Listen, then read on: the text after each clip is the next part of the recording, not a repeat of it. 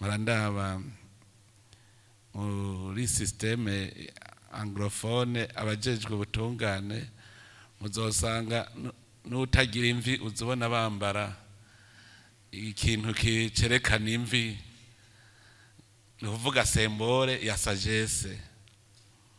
Ubujejwe bw'ubutungane répité sage kuko niwe bitura. Iyo rero ari umuhemu ntagire iyo sagesse abakuye umwizero mu benegihugu, nuvuga barumva yuko badatunganiwe kuko umwe arahonyera kanundi atakibaguranya atacamira. Rero nico gituma twese twohanurana kugira ngo ico gisata kigende neza. Uno munsi rero twaramutse duhura turashaka kumenya umwe wese entité territoriale yiwe ingene imeze ku rudapere ahikorera ingene vyifashe mu kibazo c'ubutungane, ingorane zihari.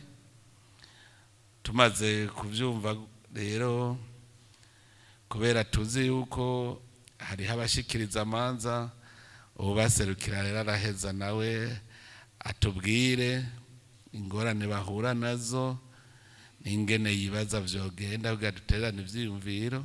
Hariho intara tubona yuko abajejwe intwaro n'abajejwe ubutungane bakorana neza bafatanye mu nda, ibibazo bakabitorera umuti.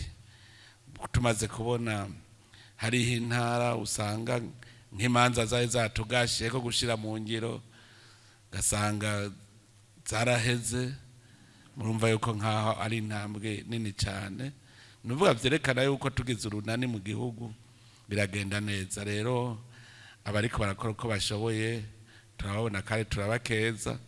Hanyuma n'abandi hamwe n'iyi nama umuntu ashobora kuvuga ati none abandi bo babishoboye gute, akabwira abandi ingene vyifashe, hanyuma aba bakagenda nabo bakagerageza bakarako bidashoboka, ivyashobokeye abandi bakarabana ko nabo bidashoboka.